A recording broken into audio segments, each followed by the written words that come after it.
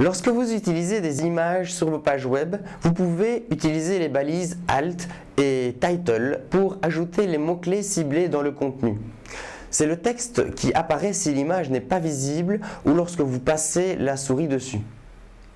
C'est possible qu'en utilisant vos mots-clés dans ces balises, vous gagnez quelques positions dans les résultats des moteurs de recherche. Mais l'efficacité de cette technique n'est pas totalement prouvée. Mais si vous en avez l'occasion, faites-le, ça ne peut pas faire de tort de toute façon. Ces mots-clés présents dans le code de votre page seront de toute façon lus et parcourus par les robots. Au même titre que le rajout des mots-clés liés avec vos images, vous pouvez, lorsque vous créez le nom des fichiers du site, y insérer également vos mots-clés. Pour les images, les vidéos, les audios, les noms des dossiers et surtout les noms des pages HTML. L'idée, c'est de placer vos mots-clés partout où ils peuvent être lus par les moteurs de recherche. Tout cela va jouer dans la balance pour un meilleur positionnement de votre site pour les mots-clés que vous allez cibler. Cela m'amène à faire une petite remarque au sujet du nom de domaine. S'il y a bien quelque chose qui doit contenir votre mot-clé principal, c'est le nom de domaine. Bien sûr, cela n'est pas toujours possible, mais utiliser votre mot-clé principal dans le nom de domaine est vraiment très efficace et facilitera nettement les efforts à engager pour vous retrouver en première page de Google pour ce mot-clé. La navigation entre toutes les pages du site est également très importante et elle doit être simplifiée au maximum. Vous devez être certain que les robots des moteurs de recherche arrivent à parcourir facilement toutes les pages du site. Donc, l'idéal est de ne pas créer trop de ramifications complexes entre toutes vos pages. Par exemple, entre la page d'accueil et la page la plus éloignée, la plus profonde dans le site, le visiteur ne devrait pas faire plus de 2 clics pour trouver une page. Vous devez aussi créer une navigation intelligente pour relier toutes les pages du site entre elles. La majorité de ces liens internes vers les autres pages du site doivent être des liens texte. Ils seront plus lisibles pour les robots. Et ils contiendront en plus vos mots-clés, c'est-à-dire les mots-clés ciblés sur les pages où mènent ces liens. En effet, les robots prêtent particulièrement attention à tous les liens. Tout le texte des liens, qui est donc généralement en caractères soulignés bleus, est analysé et sérieusement pris en compte par les moteurs de recherche. Tous ces liens sont vraiment très importants.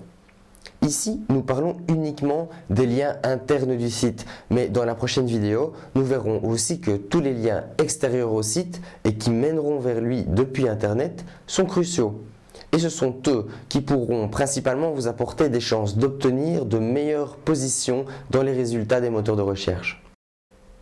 Autre chose à totalement éviter pour la structure même du site, c'est de construire un site complètement en flash. Les robots des moteurs de recherche ne savent pas lire le contenu de ces pages et cela rend impossible l'indexation du site par les moteurs de recherche. Vous pouvez utiliser des éléments du site qui sont en flash, comme une petite animation, une bannière, une vidéo, mais la structure du site et sa navigation doivent rester lisibles pour les moteurs de recherche. Certains diront qu'ils ont déjà vu des sites qui étaient complètement en flash et qui se retrouvaient tout de même en première page des résultats.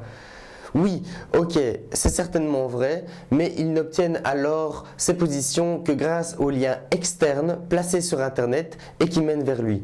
Et comme je vous l'ai dit, c'est le sujet de la prochaine vidéo.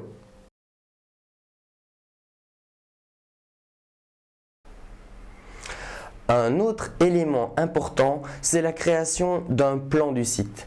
C'est une page qui reprendra toutes les pages avec leur titre et une courte description par exemple.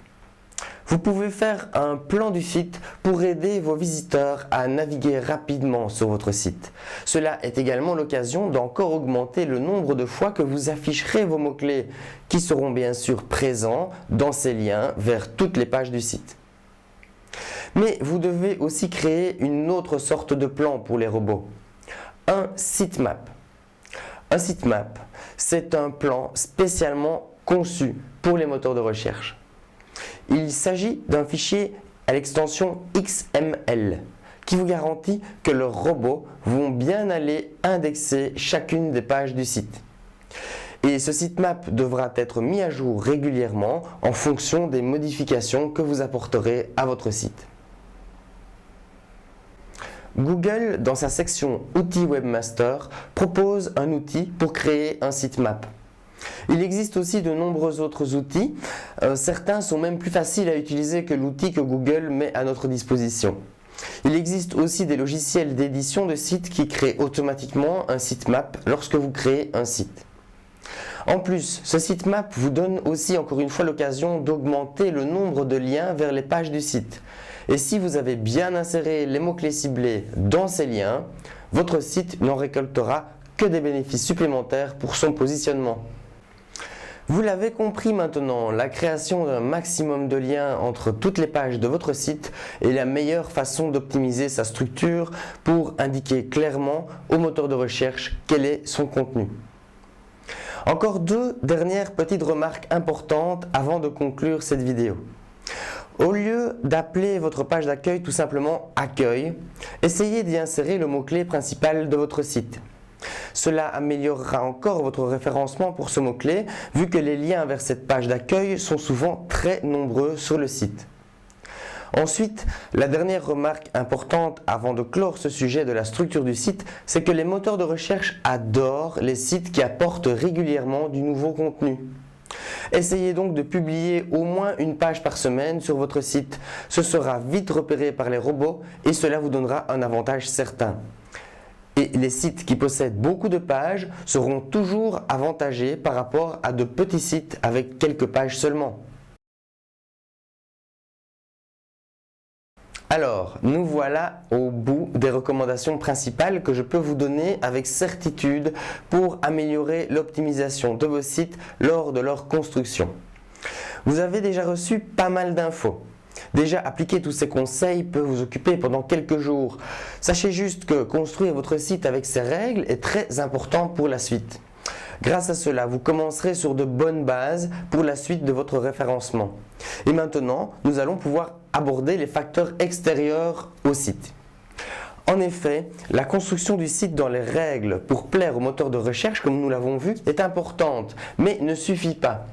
À leurs yeux, quelque chose est encore plus important dans leur calcul pour le classement des pages web. C'est ce que les autres sites disent à propos de votre site.